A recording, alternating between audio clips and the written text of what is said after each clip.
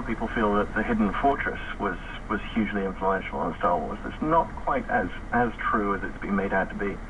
But the Sword of Doom, I'm gonna take a look at this one, and maybe we'll get that in the paperback edition. So thanks, Rick. I mean, Lucas is pretty free with acknowledgments, right? I mean, he acknowledges a whole bunch of influences.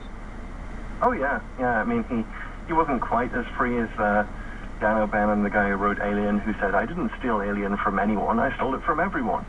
But that's kind of the process that Star Wars went through. I mean, it was, I've already mentioned Flash Gordon as a deliberate homage.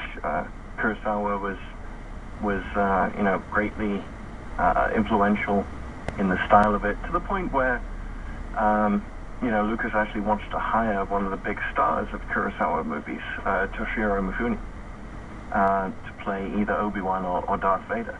That didn't actually come to anything, but he definitely had plans to shoot it with Japanese actors.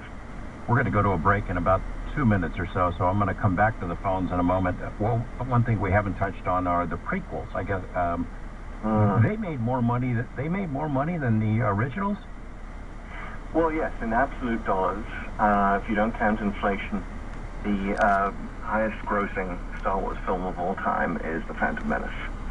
As much as people hate it, it turned George Lucas from a millionaire into a billionaire. So, from his perspective, it did the job, and he never liked critics anyway, so he didn't care about the reviews. It's not just critics, it's the fans. I mean, there's a big division there, right? Talk about that for a moment. I mean, hardcore fans love the first three.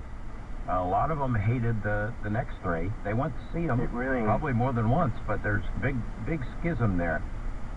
It really did split the fandom right down the middle, and it almost hasn't recovered to this day. I mean, obviously, you had a lot of young kids who really enjoyed The Phantom Menace, and still enjoy, if you show Jar Jar Binks to an 8-year-old, then he's screamingly hilarious to that age group. When it's like fingernails on a blackboard to adults, though. But yeah, I think, fundamentally it revealed what George Lucas had in mind for the whole idea of Star Wars in the first place, and that it was supposed to be much goofier than the thing that we saw. We saw this vast mythological epic, and he just wanted this really goofy Flash Gordon kind of thing with lots of spaceships and aliens, and it's really the lack of budget that produced this sort of space western that we thought we were seeing. Well, Jar Jar was part of it. The kid was part of it, that's for sure. Yes, poor old Jake, the poor kid, 9-year-old who played Anakin, and has never really gotten out of the shadow of playing Anakin Skywalker. I mean, he you can still occasionally see him at fan conventions, Jake Lloyd, and he's sort of turned into this sneering 20-something who has completely disavowed that role and has almost been bullied for it his whole life. Poor guy. Well, the actor who played young Darth Vader before he was Darth Vader, he had some tough times as well and tough reviews.